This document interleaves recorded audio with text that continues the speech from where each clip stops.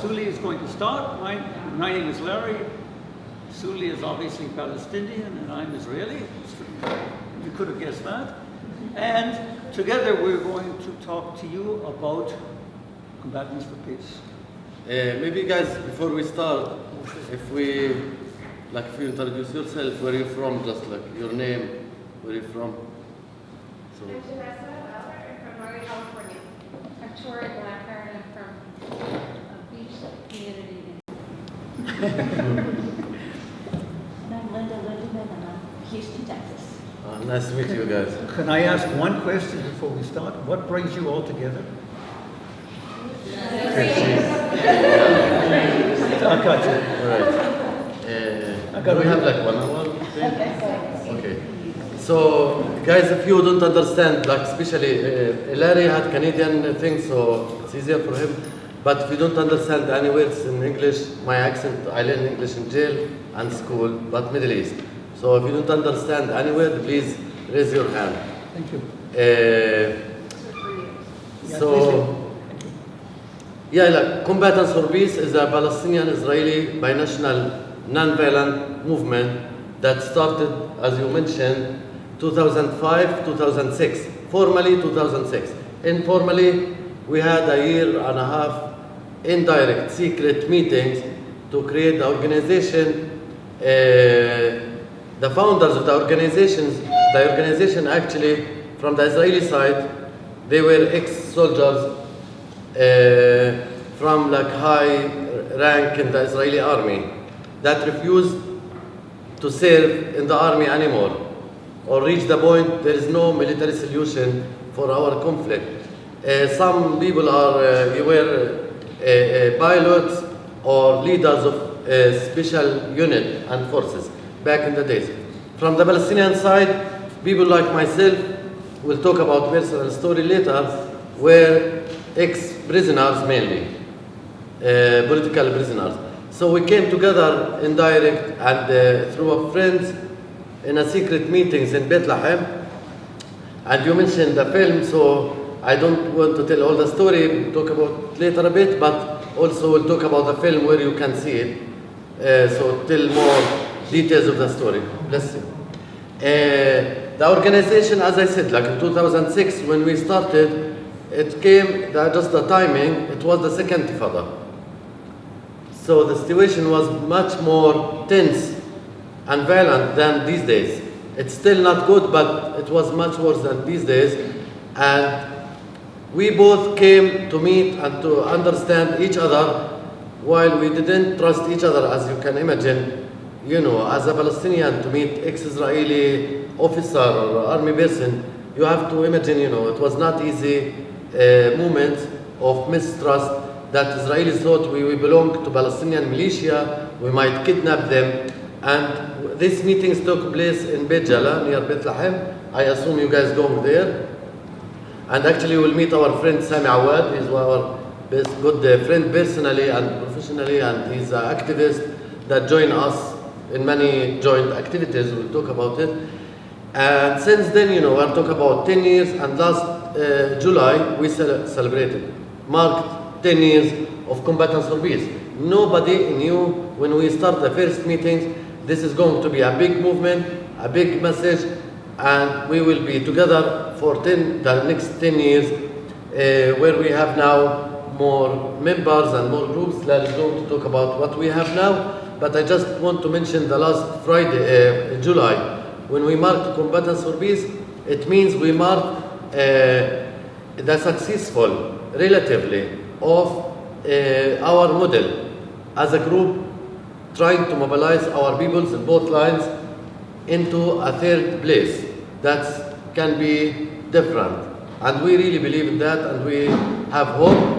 While we recognize all the challenges and the difficulties, it's a long journey, we are aware of that.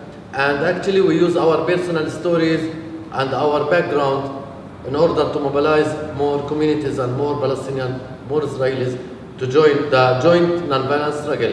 And mainly we agreed on a few principles back in the days and still valid until today. A joint. Everything we do it jointly, together, Palestinian, Israelis. That's not obvious in Middle East. because we live in separation. So everything in the organization, for example, Larry is the treasurer, the financial person. There is a Palestinian Ahmad. Okay, you can imagine a lot of Ahmad and Muhammad. He is his counterpart. I'm the Palestinian director. There is an Israeli director. This is not the easiest model in the earth, but this is one of the best models I can tell as activists of changing, shifting, sharing the resources and the power in this place. While there is a lot we can talk about imbalance in power here, and you will see that when you travel to West Bank, the differences. It's not the same situation, but coming from a military militia fighting background, both Palestinian Israelis and the founders of the organizations, while it's now open for every normal person to join that agree with the principle of joining together by non-violence means to resist the occupation, to end the occupation, and to end the violence, and to transform our people into peaceful living. This have some rules and some conditions to join the organization, mainly to believe of ending the occupation and the right of our peoples on both sides of the self-determination and freedom and have equal rights. We'll talk about what kind of solutions. So I will let my friend Larry to talk more about what we have today.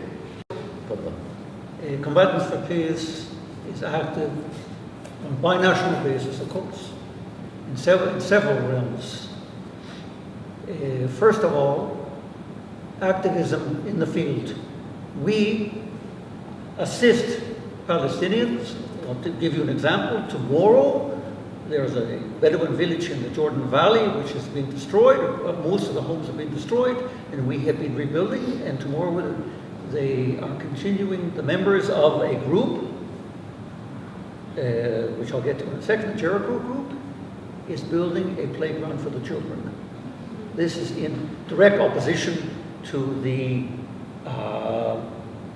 demands of the army that we not be there. And the army might come along and destroy it, and if they come along and destroy it, we will rebuild it again. Everything we do is not that we don't get arrested, we do get arrested, but everything we do on a non-violent basis. We organize the first Friday of every month, we have what we call a peace march. A freedom march, I'm sorry, thank you.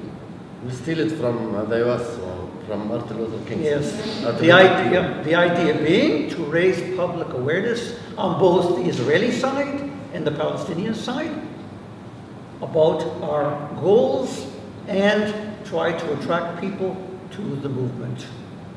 We get several hundred people, 300, 400, 500. Once we had close to 1,000 people out on this march, and this is no modest event. For someone to come out and join in this march, it means being photographed by the Secret Service. It means possibly being interrogated as a Palestinian or as an Israeli.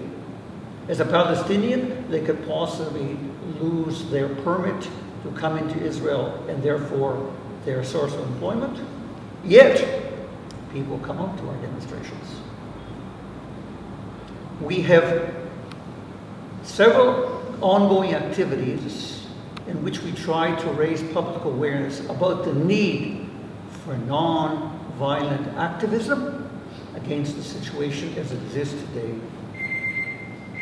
We have what we call in-house meetings in which we meet with various groups.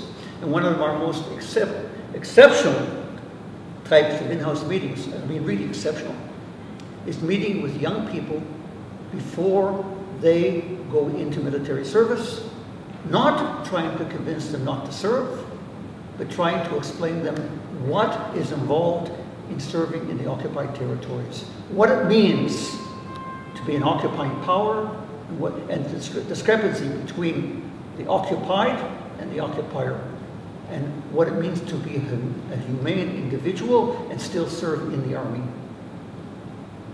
We have in-house meetings in Palestine to try and convince Palestinians, young Palestinian people, to turn violence aside and turn to non-violent activism.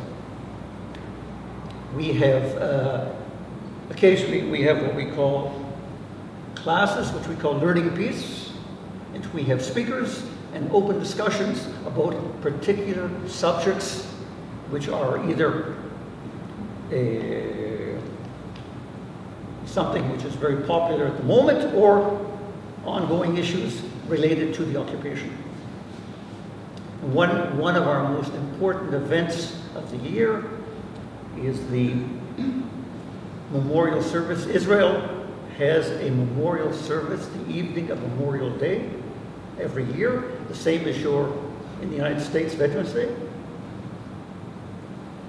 whereby people mourn the loss of loved ones who were killed in the violence. And we believe that equal attention should be given to those Palestinians, the families of Palestinians who lost loved ones in the violence. And we have, for the past 9 years, have held ceremonies which are increased in size every year with Palestinian and Israeli speakers, families, bereaved families, talking about the need for understanding and peace. This is an extremely charged ceremony.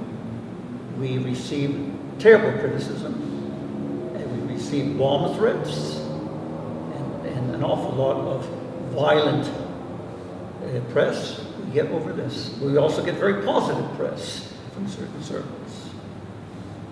What I'm trying to say in a very short introduction is that we are extremely active, and what attracts attention, both internationally and locally.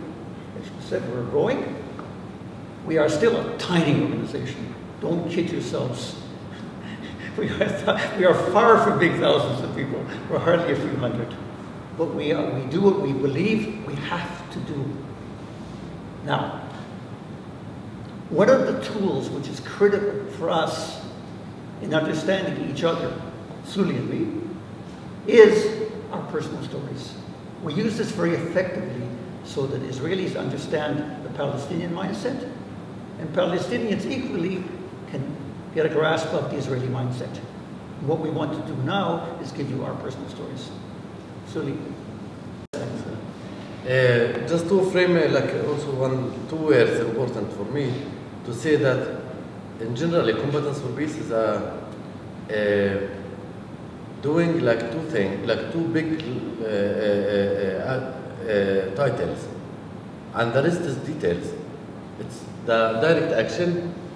Larry mentioned the Freedom March, the building houses. Last Saturday, we cooperate also with other organizations to rebuild a community center in Al Khair around Hebron that have demolition orders, and many other direct actions in order to face the reality and the occupation. And the second part is the reconciliation part, that with our personal story come part of it, and the Memorial Day, and the local groups that we have 8 groups, local groups, like Ramallah, Jerusalem. There is a women group. Some actually joined the women group recently. This is a national group, from everywhere. Theater group that use theater of the oppressed as part of our non-violence means. And then you have Hebron, Beersheba, Tel Aviv, Nablus. Rami, which group are you? Tel Aviv, Nablus. So we had local Bethlehem, groups. come on. Bethlehem, of Thank you, course. thank you. Bethlehem, Jesus City, Bethlehem, Jerusalem group. This is the ground local groups of Combatants for Peace, and there are the second level, which is so every group does their own activities, and there is the movement level, like the Memorial Day, the Freedom March are in the movement level. So we invest all our resources in this big 2 things. So as Larry mentioned, and we talk about the personal story is an essential part of our movement from the day one. We exchange our personal story from the beginning, and actually I was I don't know, lucky or unlucky, they pushed me to talk about my personal story together with my friend, one of the co-founders, Khin Alon. Some of you maybe heard of his name as a theater of the oppressed person. He's very famous. So we spoke about our personal story, and this was not easy task to speak your personal story in front of your enemy. This is really just how it used to be. Now I got used to it, so it's a bit easier. And so I will talk about personal story shortly, and you feel free after Larry share his story to ask anything. So for me personally, I born around here, like 10 minutes from here, exactly. My family from a village called Hizma. It's just now outside of the wall. My family lived historically since centuries around Jerusalem. So the dress, the folklore, the culture I grew up with, as you can tell, not to generalize the whole Arab world, there are lots of differences in each area here. It's very rich local historical culture that had impact from different civilizations that exist in this land since thousands of years. As you know, like this place, the world is very historical, ancient place. So my village, Hizma, that's 10 minutes from here, as I said, even 7 minutes, is close to the Jerusalem spirit and culture and historically and economy and all that. So my family born here, like all the time. I born here, my grandfather, my grandmom, everybody from my family. So I consider myself very indigenous and into this land. And that's how I grew up, you know, like to be what we call it in our language, a salt of the land. That's what we say about our principle of sumud. That's my sister's name, because when she born, we were in jail, me and my brothers. And so this principle means steadfast in English, but it's really very old Palestinian principle, like the Intifada. I think it came out of the Intifada that happened here before the current conflict during the British Mandate in 1936. It was the longest first Intifada, as you know the term Intifada, I assume. So the same principle, sumud, means steadfast. It came from the olive trees and from the land, and came from the weather. It's not all about politics and facing the different occupation that our families and generations lived. When you had storms and earthquake, we don't have so much earthquake, but we have a lot of storms and change the weather, so you have to be strong in the face of the life conditions. And one of them, and the main one, when you had, you know, like war and occupation and hard conditions of life. So I grew up with this kind of culture. My father used to work in Jerusalem municipality, so that run by Israelis, so he spoke Hebrew as well. So I grew up, I knew like a lot of, like about, how can I say, it's I don't want to use the term multiculturalism in Jerusalem area. It's run by Israelis. But for me, like I used to come with my father or my mom to Jerusalem, like for my haircut was Jewish. That was relatively normal sometimes. So I'm trying to say how I grew up with different colors, including, as I said, one of the original things that important to me to mention, the folklore and the culture. Like my mom dressed still the local Jerusalem mountain colors of the trees, we call it,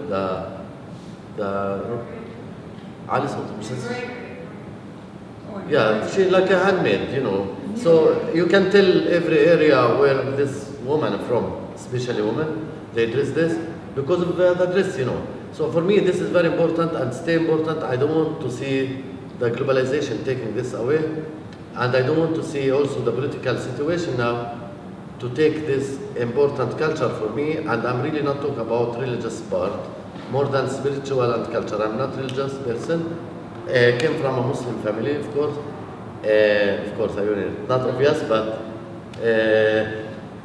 in general, you know, like we grew up with a situation that have a lot of, you know, they're Jewish in Jerusalem, they're Muslim in Jerusalem, Christian from different groups. This relatively tolerance in Middle East that exists. I'm 44. So I remember these days. These days, unfortunately, the Middle East is burning and things are changing in that direction. We can talk about it. So personally, I was very active since I born. I don't know how and why, but when I was in the school, my school was under Israeli control of the education system. So me and a few people want to, behind the slogan of Free Palestine. So, like throwing stones, hang the Palestinian flags on the wall, on the electricity, write Free Palestine in the school. This was illegal to write the word Palestine was illegal. Illegal. Totally illegal. You can get arrested 6 months if you use Palestine or the flag. Now it's really normal, and that's why maybe I don't like flags anymore, but that was really a big thing to have the flags. So anyway, when I was 13, 14, I just want to say quickly, I did join like the Palestinian struggle, and the main thing was for me, I didn't know about Gandhi, about non-violence, anything. Of course, I drawn to Che Guevara and Arafat and the military resistance, the armed resistance. This is very attractive to a child of 14 years old, and that's the only language I understand that will Israeli understand, and how can we save, protect our homeland and our home, literally our home, because of the land and the settlements that started building. One of them is Gaza, that separate my village now from Jerusalem. So the historical road was taken. And what we saw, these newcomers, settlers, call them what you want. The settlers, the term in America means different from here, just to mention. For me, these people, came from Russia in that specific settlement, and they were invaders. That's how we see them, for our culture and land and our life, as it's a real threat. So some people, go work there. They have survival needs. Some people like myself, I was rebel in my mind, a spirit still. And so I was drawn to fight for freedom and justice. That's what drew me. And at the beginning, at that time, I used, from stones, throwing stones, cocktail Molotov. I attacked 2 Israelis. Me and one of my comrades used that language. I attacked 2 Israelis in order to use their weapons later on in anniversary of one massacre that happened against Palestinian refugees in Lebanon, Sabra and Shatila massacre. Some people remember here. So that would be September, so we attacked 2 Israelis in August in order to use the guns in September. So this battle ended up with a slightly wounded for the 2 Israeli uniform soldiers. And it was a long story, like escaping from the place and curfew and check, and it was in the TV. And after a few days they arrested us, and since then I was in jail from the age of 14 and 5 months. I was sent to a military jail. In the West Bank we live under military rules, so the military rules, the military law is not the same, even the Israeli law that exists within proper Israel.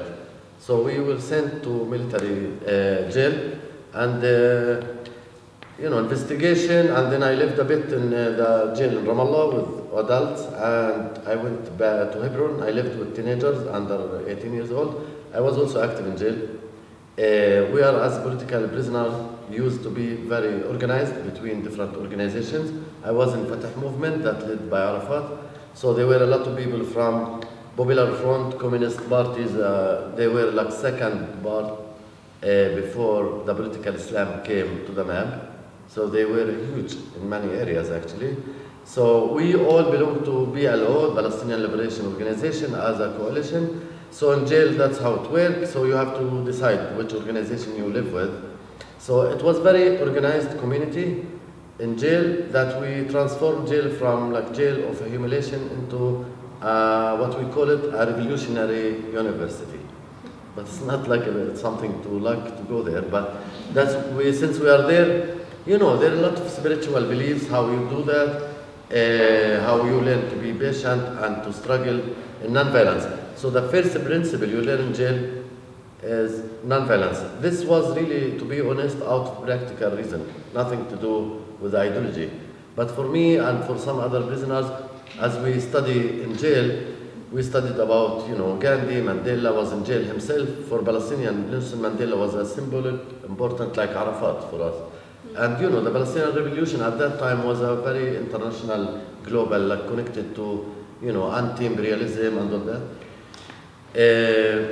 So I grew up in this environment, and so we studied, as I said, like about Martin Luther King, and I studied our history, Jewish history, Israeli part. I studied English, Hebrew, but we don't want to imagine this is a university, because jail had also a hard moment.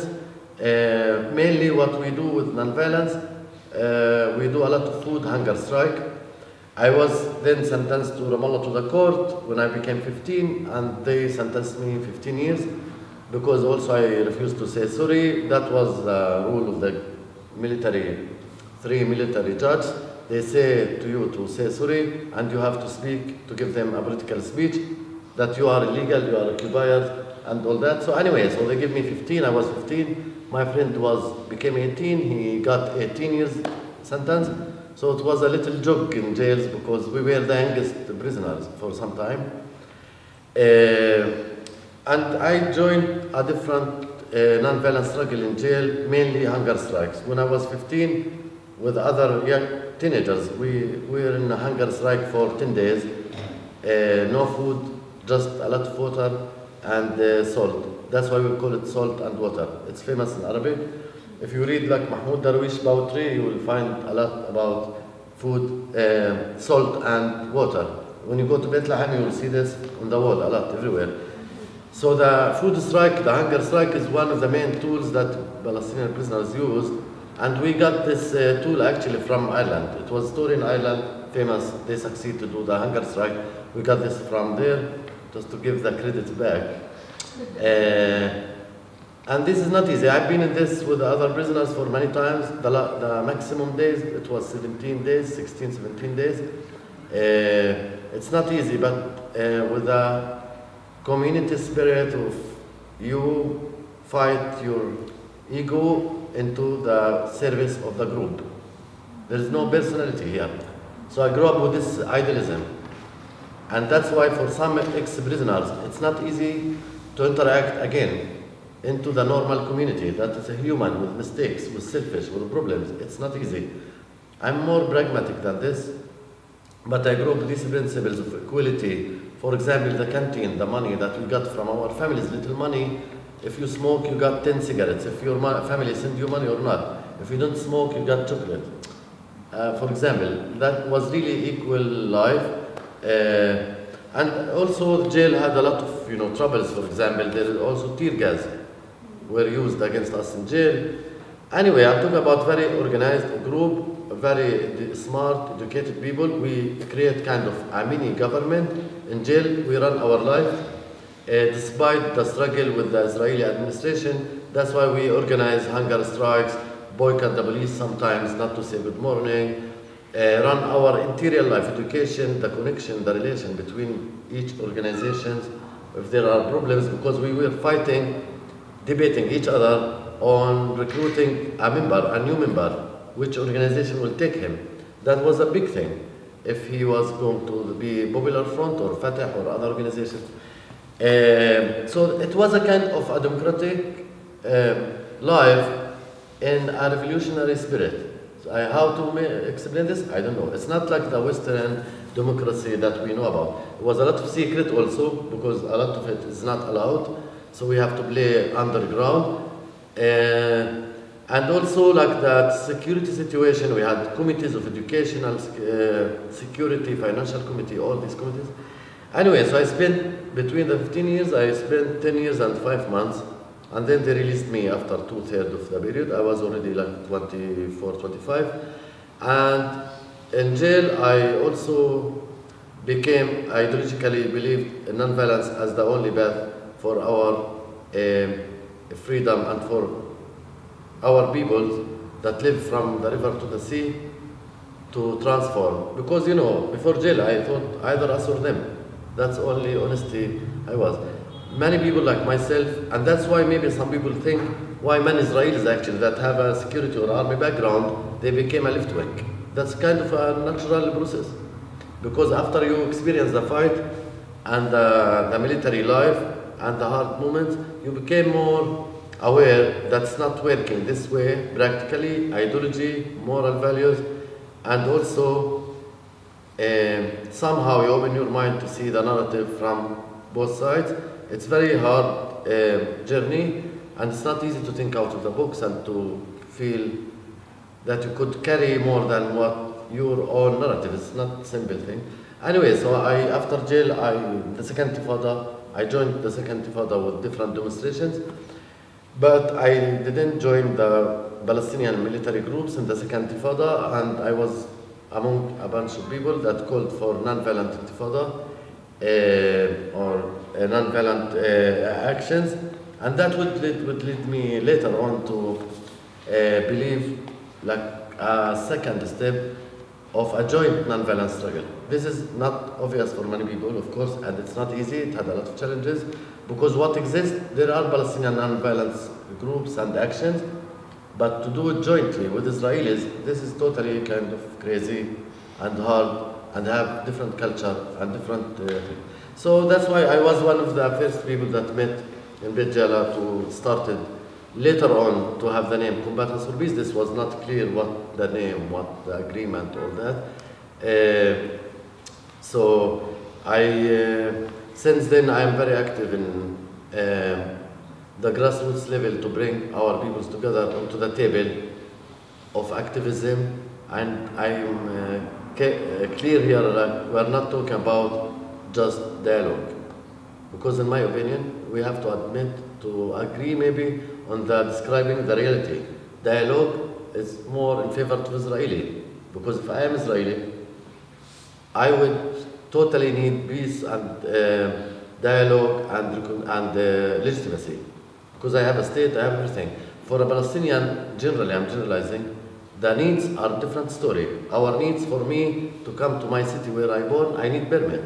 So I need to think about like the permit to come here. Like my mom, the same, like majority of our people, or like the survival needs. So we are not sitting in the same level. So we have to recognize these differences, and as Larry mentioned, there is the Israeli controlling the place, and there is the Palestinians, so it's not in the same place.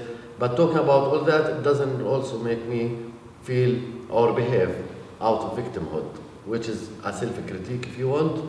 And believe me, there is enough competition about who's more victim. And this is really not my place where I have the game of the more victim, you did this, we do that. That's why in Combatants for Peace, we take responsibility over our action. And some of our members on both sides, especially maybe in the Israeli side more, were real fighters on the ground. They were like a head of army units and all that. For me, this is the real challenge, to make reconciliation and trust and bring fighters together. And that's what's unique about Combatants for Peace. It's not a dialogue group, a normal dialogue group. Of course, we believe in the principle of dialogue. It's a very important step. And that's why maybe this will lead our political stance. Why we believe in dialogue and transformation in order to transform our people, because all of us have personal story of transforming from one side and from violence to non-violence and together, and to humanize the other side, and to find that the future is not going to be either us or them.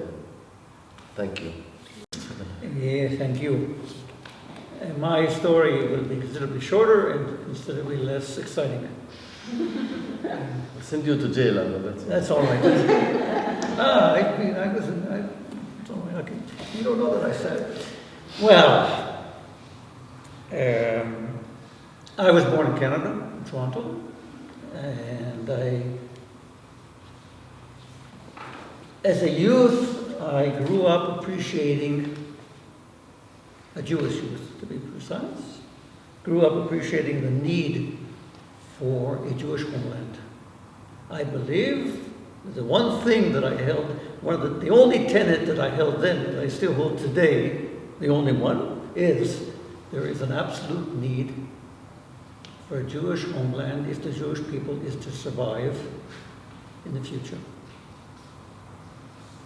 And because of my belief in this, when I was 19, after I finished high school, I came to Israel. And did what most people do. I went and studied, got married. I served in the army, in the artillery, to be precise. Normal life. I did not have a clue what was over the border. And even the Israeli, what was then called the Israeli Arabs, living under military government. The military government was removed in '63, if I remember correctly. In 1973, my unit, I was in the reserves by then, of course. My unit was called up on the Yom Kippur War. Saturday morning, we moved north into Syria, and I saw horrendous fighting. Something that is,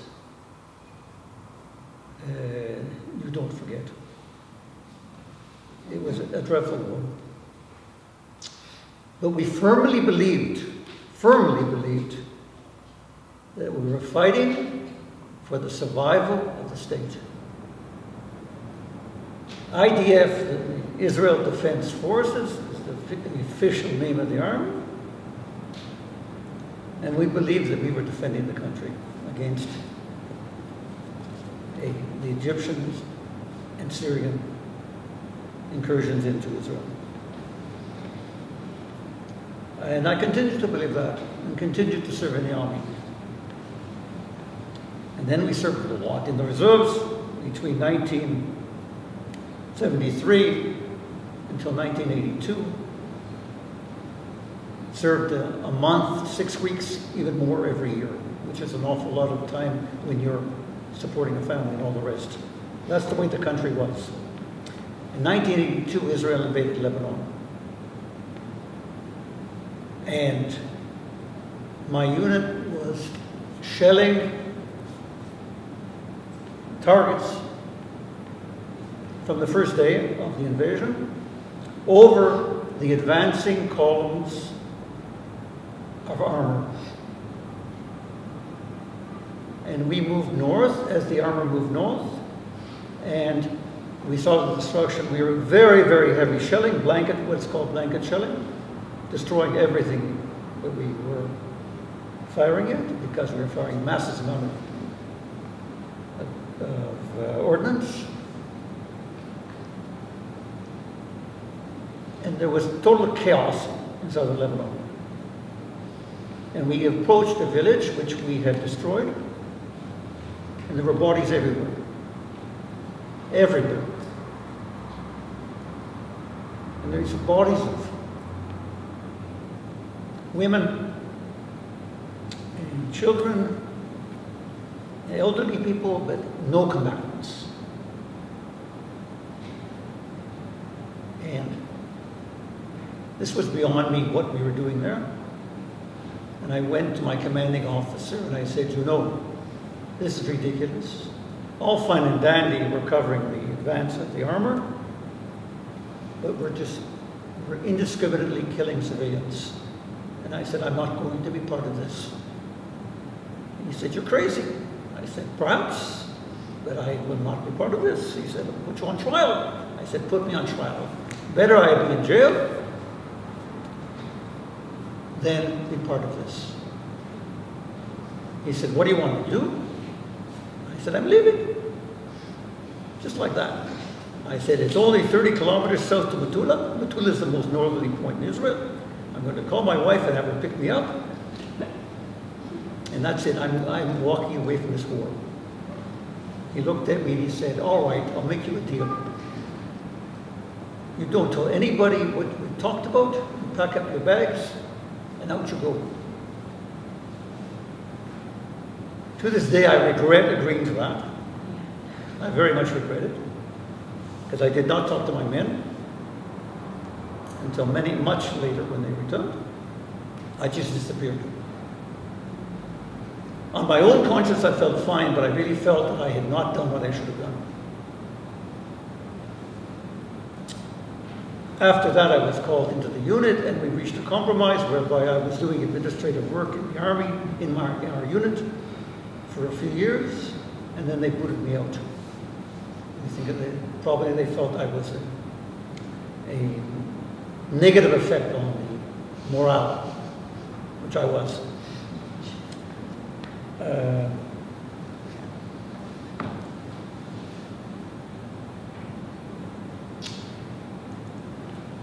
This does not turn you in to an activist.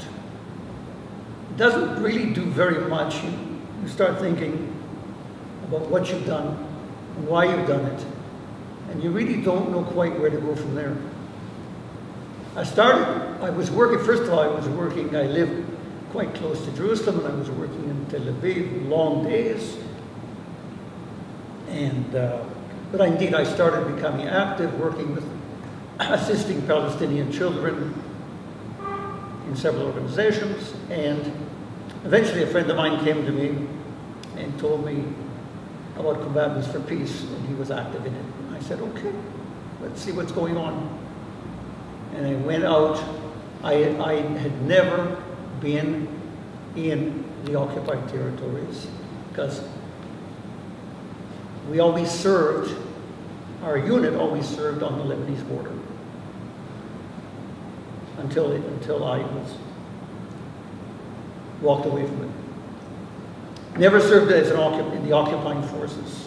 So I had no idea whatsoever what was 10 minutes away from my house. Then the group, the Jerusalem Bethlehem group of Combatants for Peace, had started organizing tours into the area which we call Gush Etzion, which is south of Bethlehem, where there are tremendously large Jewish settlements today. This was 5.5 years ago, by the way. And this was an eye-opener for me and for a lot of people. And I immediately joined the organization and became active, and I've been active since then. I don't have to give you the ideology because Sulaiman has done a splendid job of that. I can tell you what I really do suggest. As I said, my story is not nearly as interesting as Sulaiman's, and not considerably shorter. But what I suggest is that we open the floor to questions, and we'll be happy to answer questions that you have about what the organization does, what we do, how we feel about issues personally and at the organizational level. So, but maybe just one note, because of the time and everything, and we are two speakers. Yeah. I just wanted to say that I found your stories equally captivating after each end. It was very mesmerizing and quite touching. That's all. I was just a comment. Thank you. Questions? Comments? You didn't come all this way to sit here. They're not shy once you get into it. Good.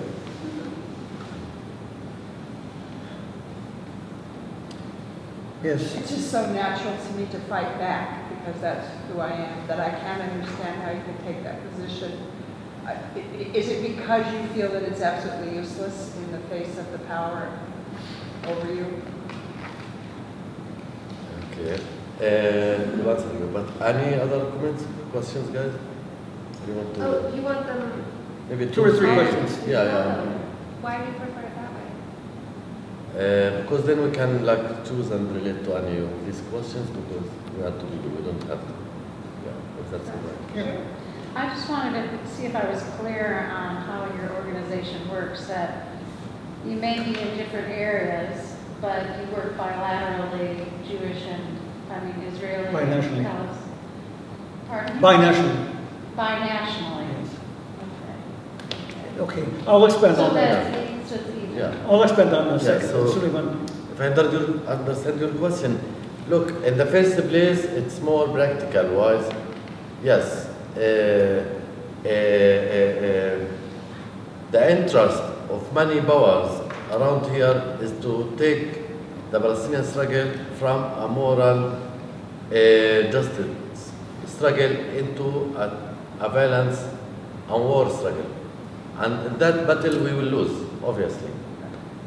So in this aspect, there are many companies and weapon companies and all that want this to stay. This is practically. Choosing non-violence path is not to choose the easy option, by the way, from my experience.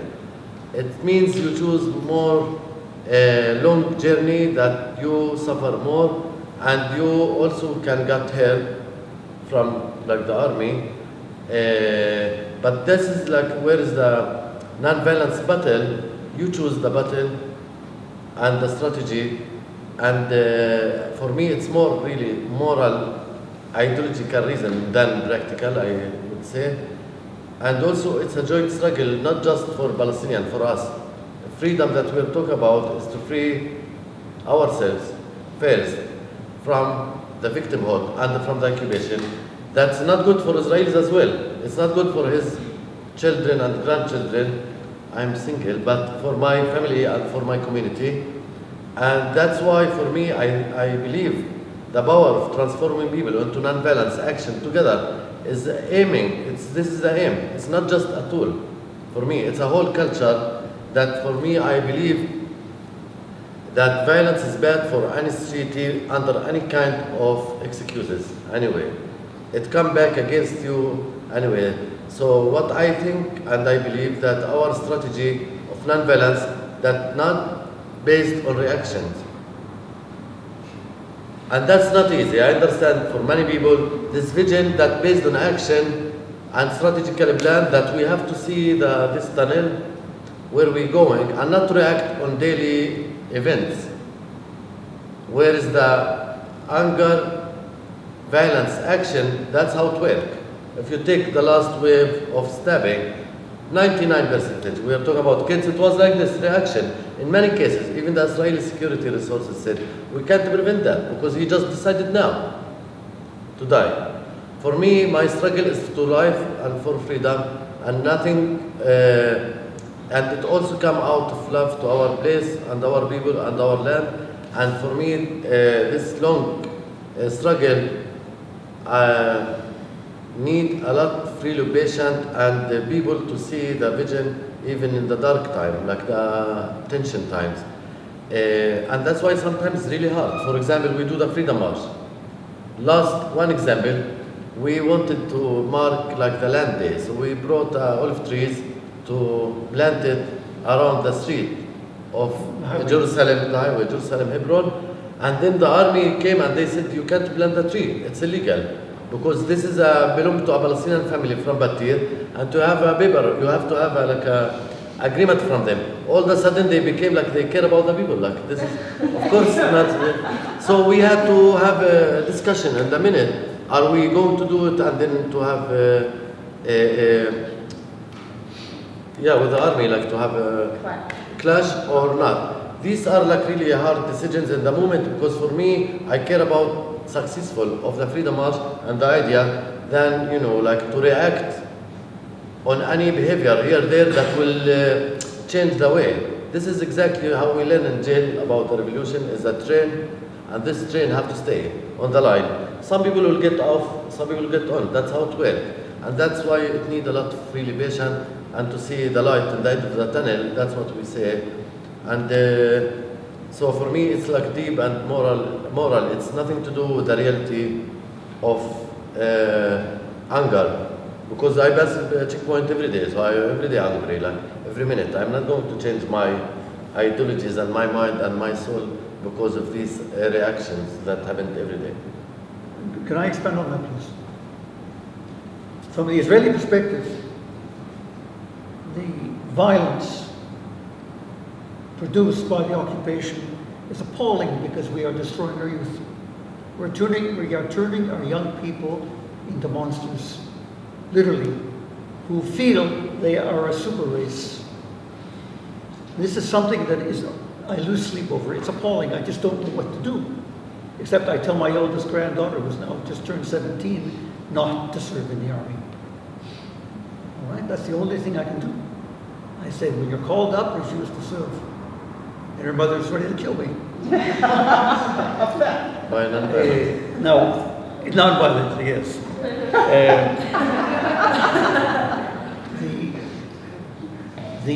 detrimental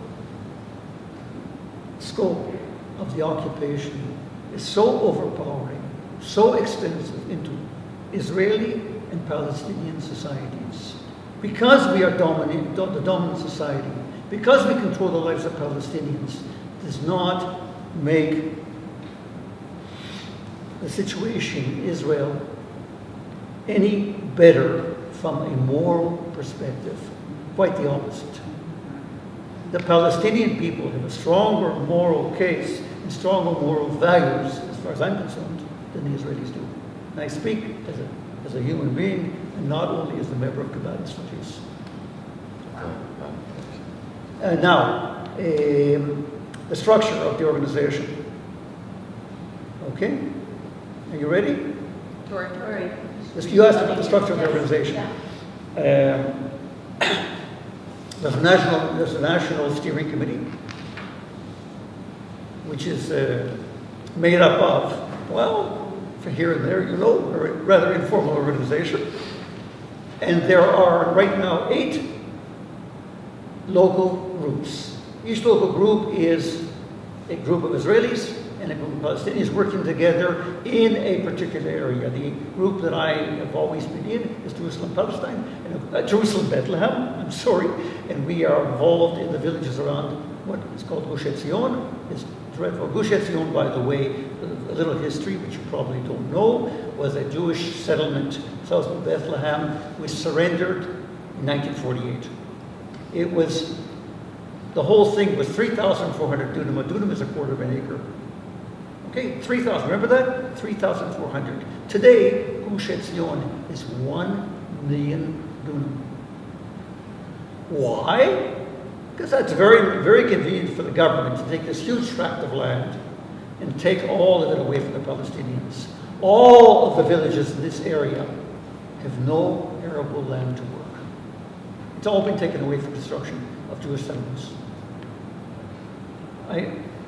You have to grasp a perspective of the terrible situation that exists that the occupation has created. We can't be nice about it. Okay? I got off track. That's basically how the organization, each local group decides what it's going to do and gets financial approval by a brilliant financial team. I'm kidding. Our biggest problem, if you ask me, can be summed up in one word: money. Okay? It's very expensive to carry out these activities. We do the best we can. Okay? Yes, please. Actually, sorry, Oh, I'm sorry. Both of you can speak, simple. You mentioned, Larry, that you had never seen the occupied territories until relatively recently. Yes. Is this true of most or all Israelis? And how can or should this be changed? Well, most Israelis. Okay. You can also. You both mentioned that you do a lot of work with youth on both sides, and that discouraging them to take a violent path. And I was just hoping maybe could you give us a little window into that, of like how you approach that, because I think both groups have a sense that it's the only option to be part of the militaristic sort of culture, whether it's everybody serves in the army in Israel or on the Palestinian side, that you have to resist. So like how do you approach that, given that they're fed this from day one essentially? أنا بشرح عن Israel is coming to us back. Israelis can live, as I say, 5 or 10 minutes away from occupied villages and the checkpoints and such and not have a clue what's going on. They prefer not to. They put on blinders, emotional blinders, and they live that way.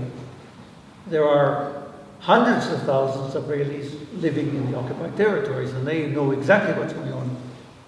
On the other hand, this is an ideal time to tell you a very short story. This is 3-4 years ago. Friend calls up. He's a Palestinian activist who we've been working with, and he says, I want to do something special. What? I can't tell you, come. So we get a couple of carloads of people, we come to the village, and he says, Efrat, Efrat is this huge settlement south of Bethlehem. He says, we're going to put Palestinian flags on the main entrance of the village, of the settlement. I said, you're crazy. He says, it's going to make a real mark, which it didn't, but never mind. So we come up, we park our cars, there's a turning circle there near the entrance to the settlement. It's a very big settlement, by the way, full of ex-American Jews, packed full of them. It's Okay? where we're going to spend half a day in a few days. Yeah, whatever they tell you, take it with a grain of salt, please. Now, so we take these two big Palestinian flags, and we quickly with, what do you call them? What are these ties? What do you call these things? The plastic ties, you know? Sorry? Zip ties, thank you.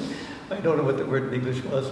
We attach them to the entrance to the settlement, and the gates, immediately they drop the gates and everything else, and there's pandemonium.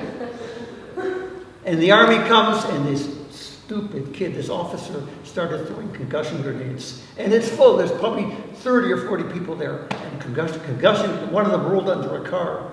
And God, don't ask the noise. But a fellow gets out and he looks at me and he says, what are you doing here? I said, we're protesting the fact that you are sitting on the land of the village of Masra. And he looked at me and he said, what's Masra? That is my little story. Okay? Now, your turn.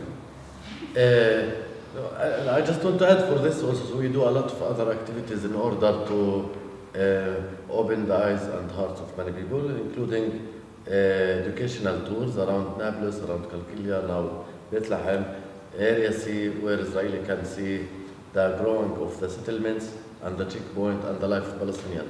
It's very easy for Israelis, especially, to ignore the whole story and just to live your life. Of course, you live in a bubble in Tel Aviv, or even a settlement in West Bank, and you have different life with all the privileges you have the airport, you have everything, so you don't really have to think about it. And the wall in certain areas where Israeli base built very smartly, we are talking about very sophisticated system, that if you take 443 road to Tel Aviv from Jerusalem, you will pass a very beautiful wall from the Israeli side. It's withdrawn, very beautiful. You don't feel this is a wall. It's like any highway in the world, in Germany or in the US or anywhere, with a graffiti and beautiful. Anyway, so we try to make people more aware of the reality by a million means. And one of the means, I'm talking about the youth as one of our targeted groups, we do lectures wherever we could be invited. This coming Saturday, we had a direct action in Jordan Valley to rebuild a playground in a Palestinian village. And we had also a lecture in a Palestinian village called Batir, near Bethlehem. So how can we reach many people with our limited resources? Mainly we use also social media and Facebook and Twitter and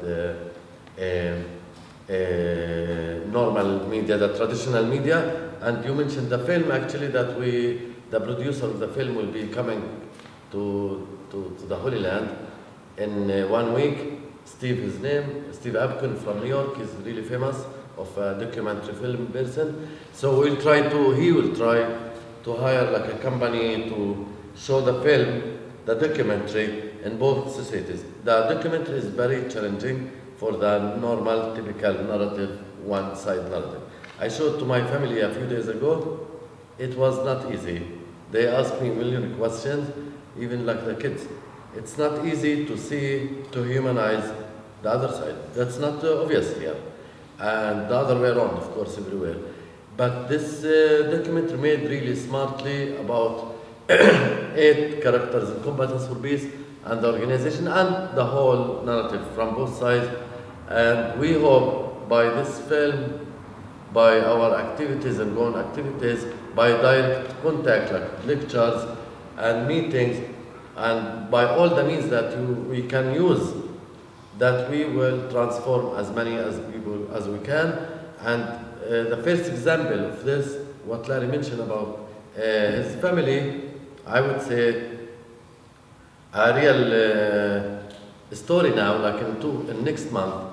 My friend Khin Alon, his daughter, she's 18, she was with us in the last Freedom March, and I also talked to her in Berlin, and this summer we were there, and she decided by herself, but of course influenced by her dad and mom and the culture around Combatants for Peace, after the last Memorial Day, when she heard Bassam's son and Ramil Hanan's son, as 24 years old, talking in the Memorial Day. They both lost their daughters, sisters.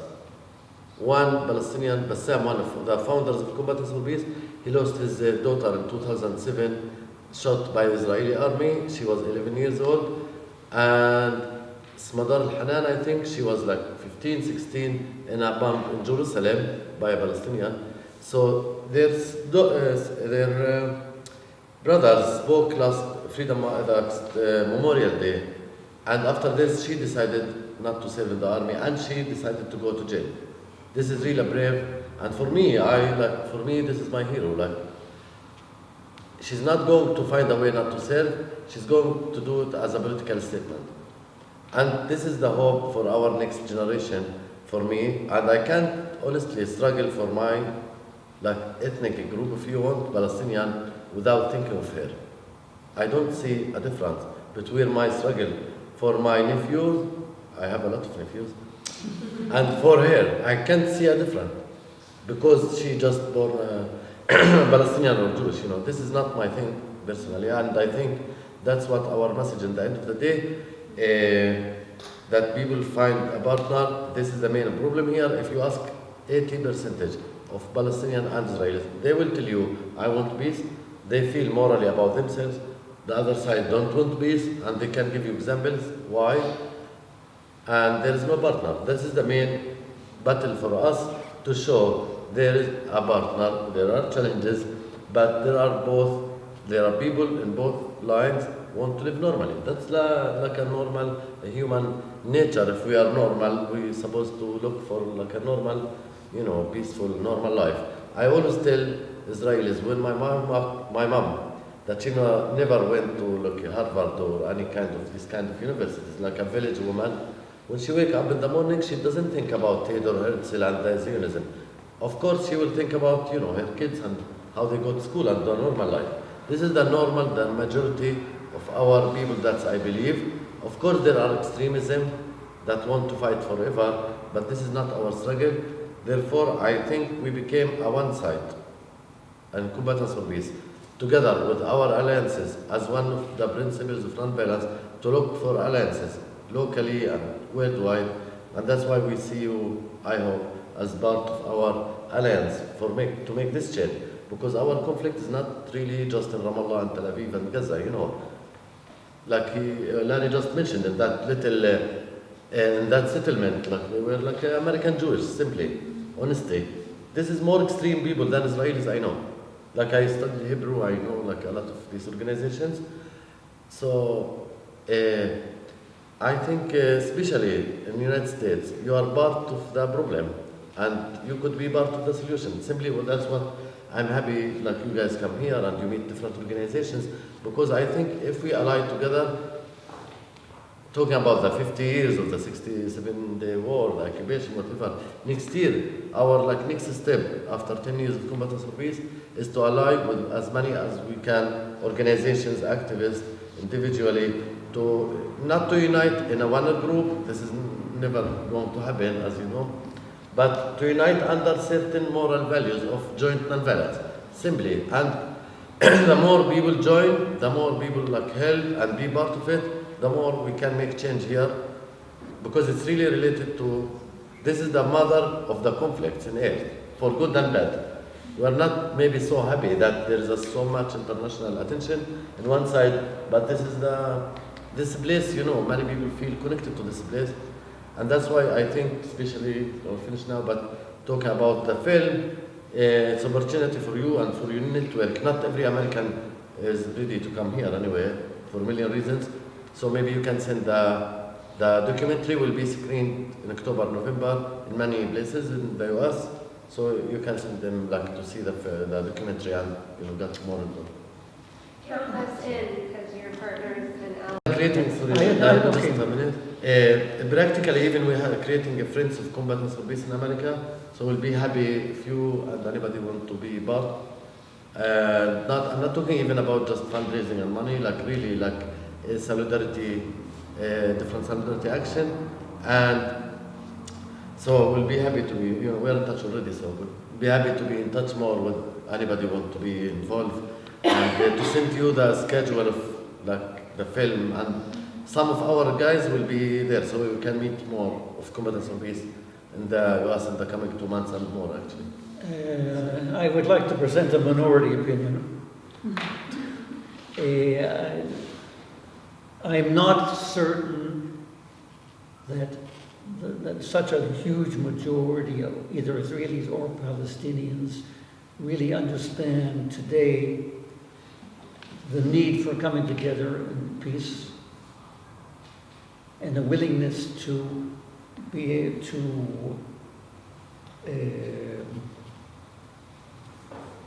to forfeit things which are very dear to them.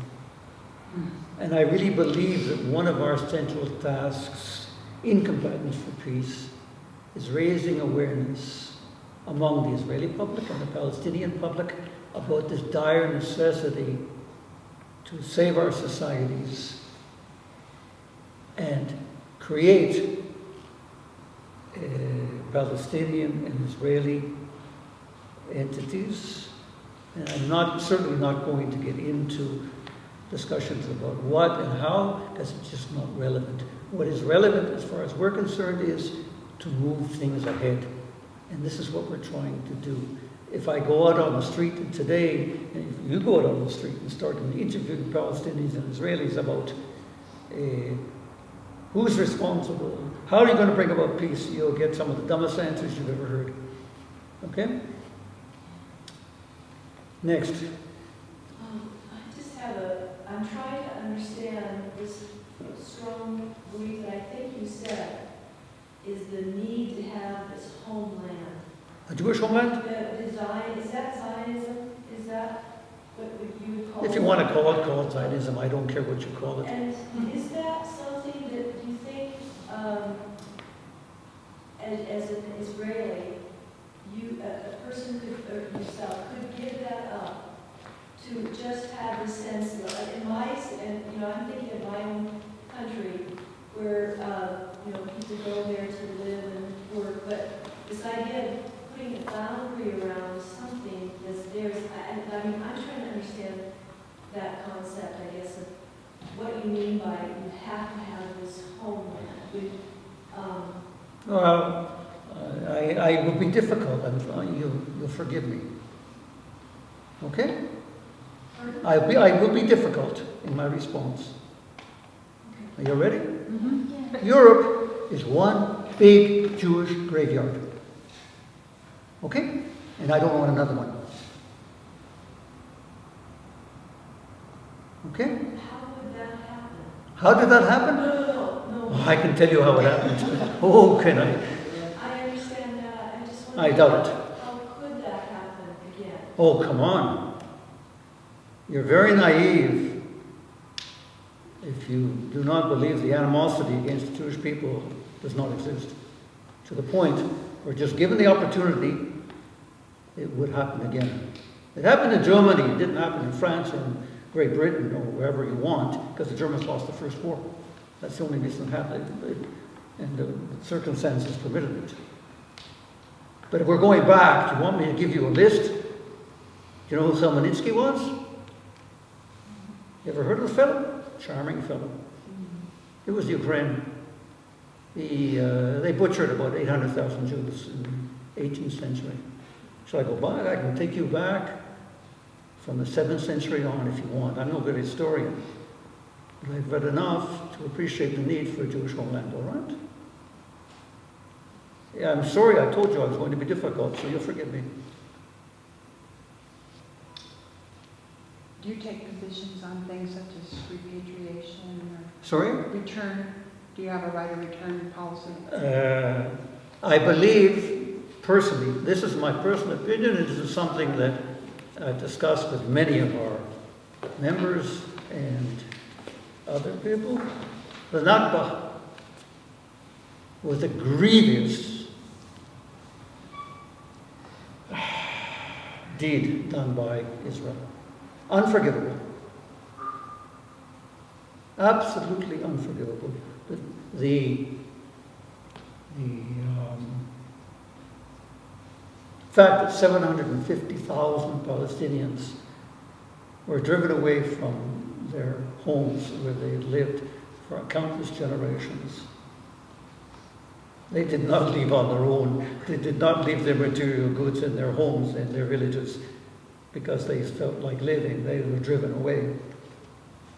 And that is a tragedy that Israel has to come to terms with. Every single Israeli has to come to terms with.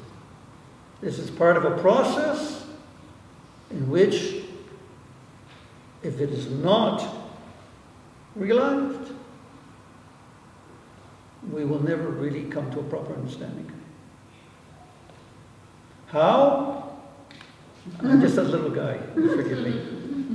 But I firmly believe that it's something that's very essential.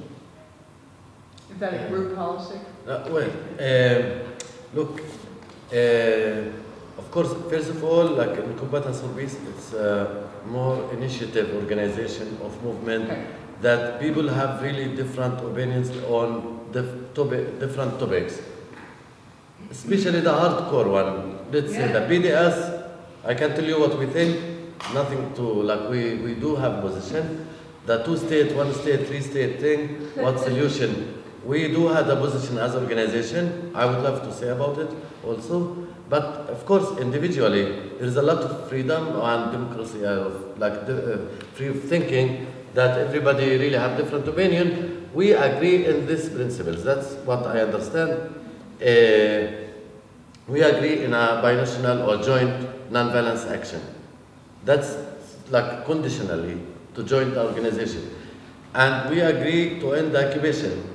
And we agree of the principle of self-determination of both people in the Holy Land.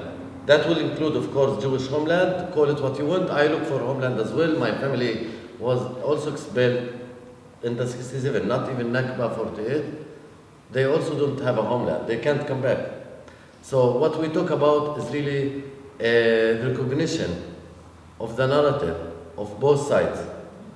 Recognizing the past and the history is really something from my personal experience and our organization experience is very important to look for a different today and future. It doesn't mean automatic of anything. It means respect and listen to the pain that comes out of this conflict. Of course, this is not also a competition, as I said, who had more pain and problems. Of course, if we talk about practical numbers, of course, on the Palestinian side, there are more suffering, more refugees, and more, refugee camps still there. So what we try to say, I'm trying to say is this.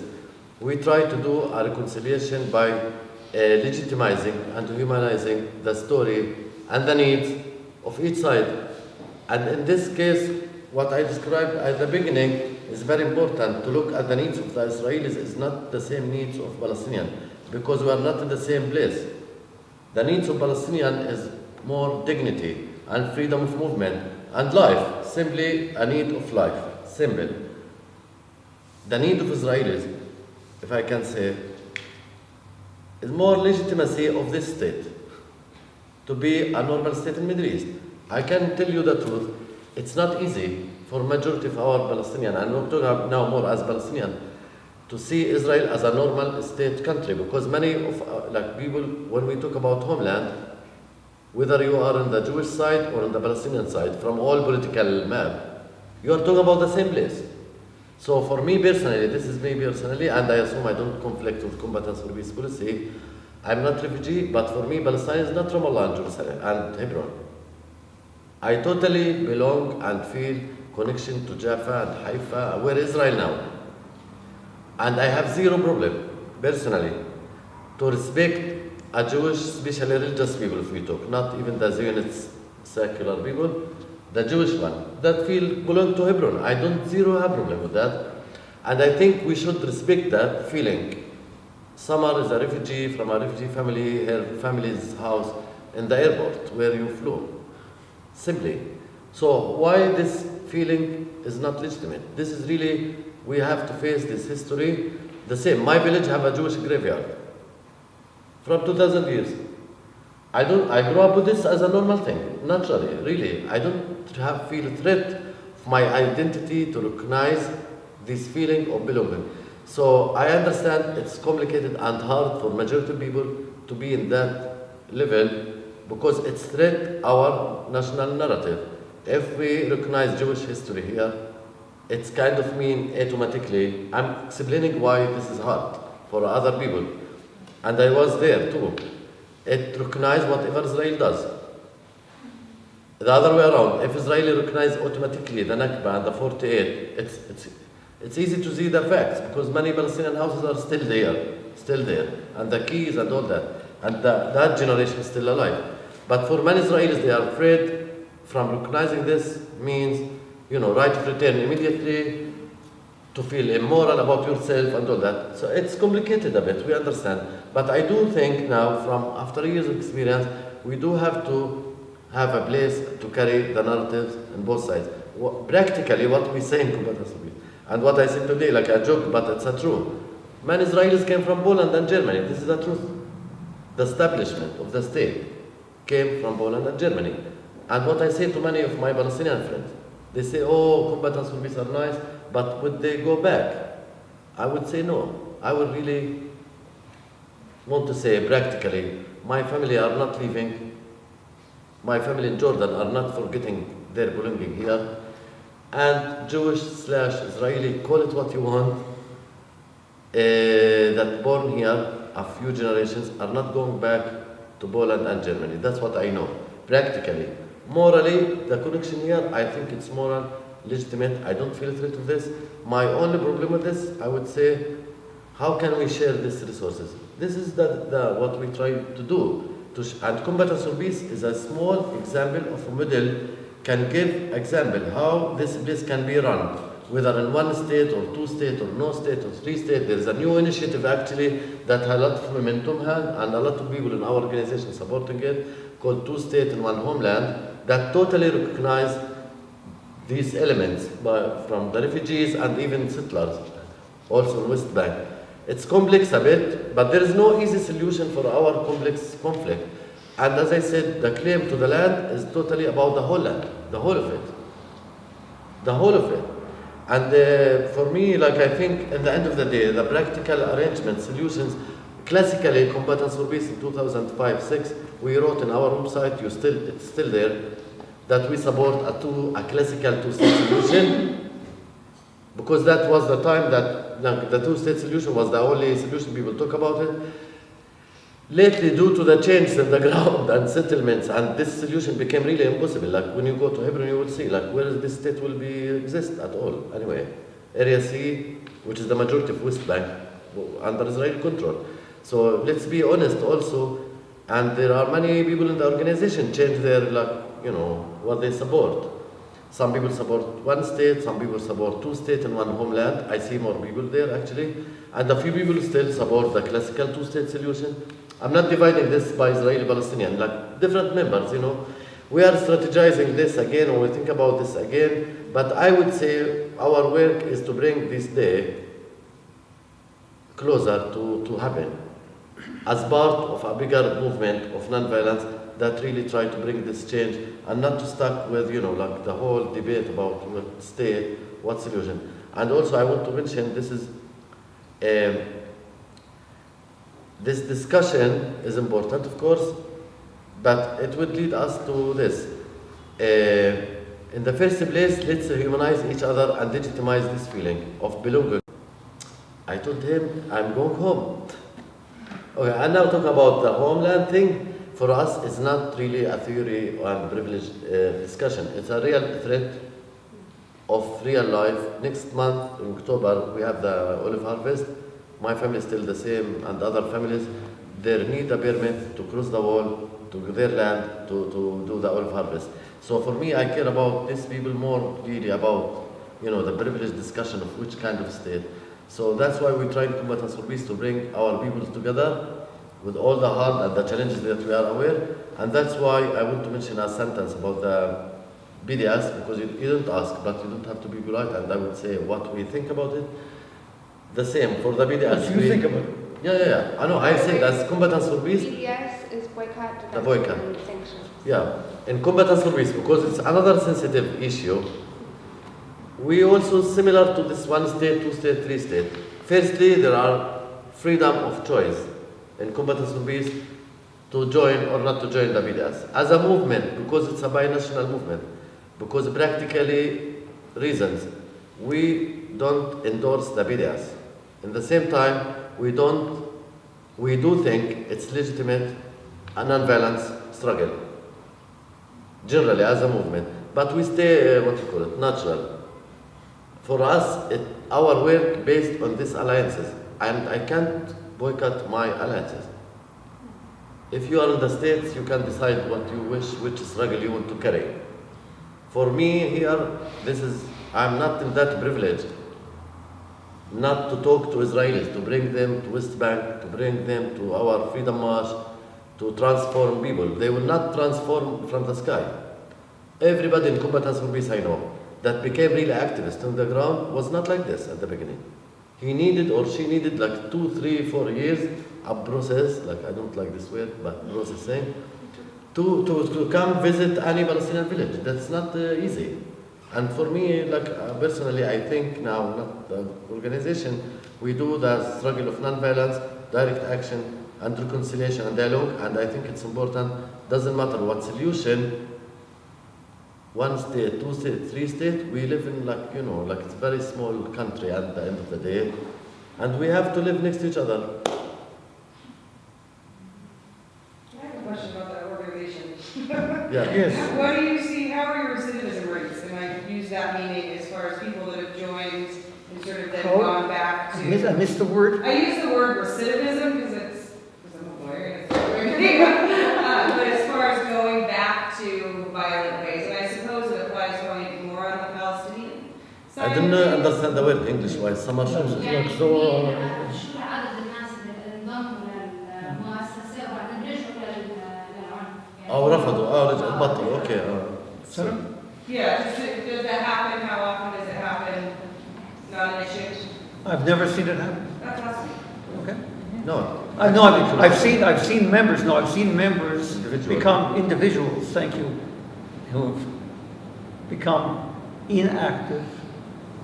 Not violent. Yeah. Not, but they don't become violent. They just people have told me they've just given up hope. I've heard this from Palestinians and Israelis. You are investing a major source of your energy, of your life, by being active in such an organization. I have had telephone calls from our charming Secret Service. Do I know what I'm doing? Yes, I know what I'm doing. Would you like to meet with us? I give them a response in English always. 2 words. You can guess what they are. I thought you were going to say yes, sir. No, it's filming. You'll cut that out. You'll cut that. Censor that, please. No, this has happened several times. I'm not the only one, by the way. Maytal told me this story that they called her, and she was hysterical. She told me what she screamed at them. If she'd done that to me, I would have been under the table. Yes. Sorry. Is there a greater percentage of Israelis or Palestinians who join your organization? It's about 50-50. About 50-50. Yeah. I just want to add something about that. Okay. As I said, like some people are like, okay, we're doing the Freedom March, for example, already 10 months. So some people, including some people in Combatants for Peace and others, disappointed why we don't have thousands of people. Where is this momentum? We need like hundreds, thousands, millions to come. I don't know. I really think differently. I don't look at the numbers, it's important, but I look at the model to succeed. And that's why important to me than details that there is somebody or not. Should we plant a tree today or not? Should we say yes or not to the army? Like, you have to be flexible, you know, I'm pragmatic a bit. And for the amount of people that joined Combatants for Peace, as we said, we had 8 groups. There are also people who went out and in again in the organization, they left and they came back. You know, people have life also, you know, everybody volunteers, so they have their life and work and all that. We try to keep the balance in the number and in all decisions and all levels, like half-half. That's why we have the lecture half-half. The film had 4 Palestinians, 4 Israelis. It's never balanced 50-50. He's in the movie. That's why I'm trying to talk about it. I'm not really the hero of the movie, but Yes, you are.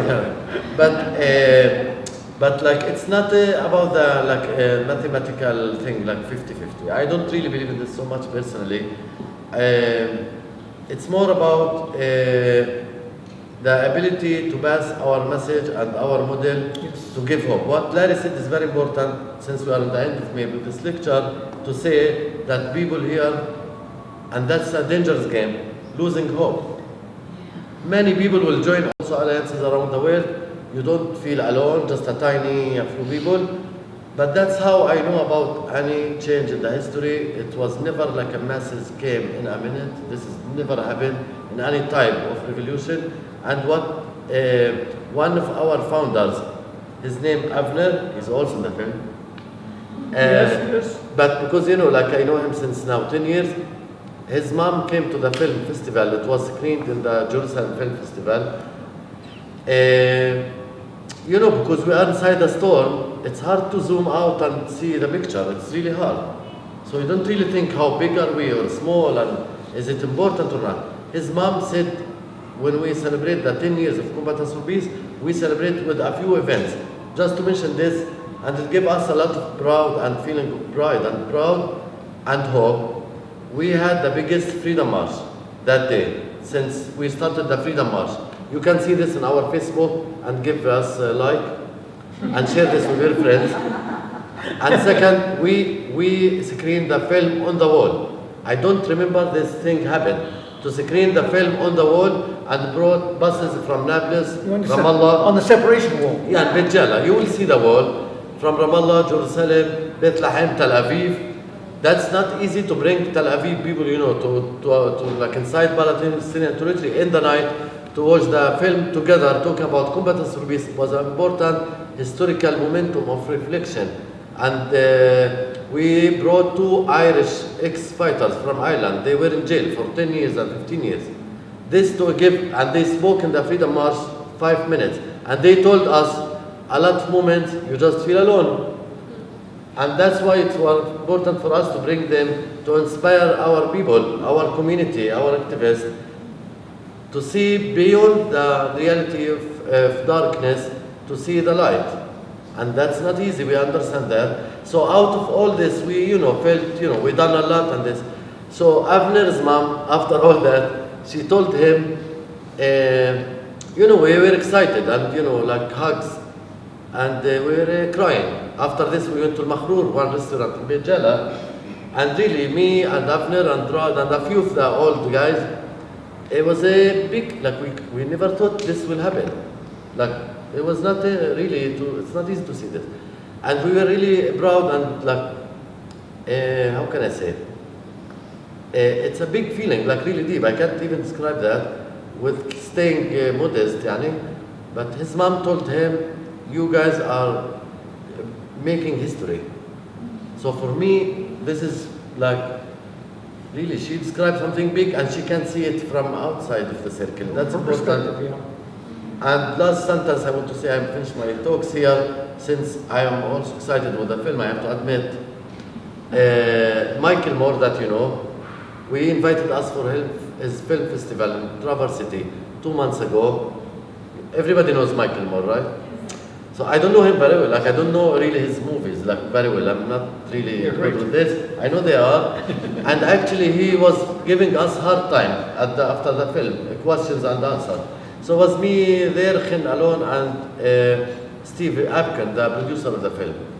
And after 1 hour of question and answers that I think in the film festival, you can see these questions and answers and the whole thing.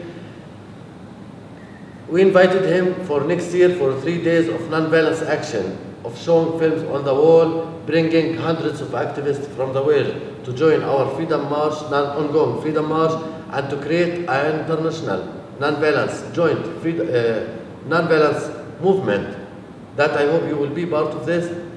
And we need his name and these people, He said, I boycott Israel, but I will come for this. And he said, I want to join, I want to live in the world that you guys are creating. This was a big thing for us to hear it from this important, actor. And that's how the feeling I feel, generally, with all, despite the difficulties and the challenges and the darkness that exists around us outside of the hotel. So, thank you. Yeah, on that optimistic note, which is highly over-exaggerated, the situation is just not there, unfortunately, but we will not give up. We will continue our struggle. I know how Suli felt. He's in the movie, but at the presentation at the Jerusalem Film Festival in the Cinematheque, the atmosphere was something that we have never, ever seen. People who are part of the mainstream, who not only ignored us, they were unaware of our existence until now. We're there, and we're in tears because of this movie. I think we can call it that. But you have opportunity to take our signatures before we go to this film.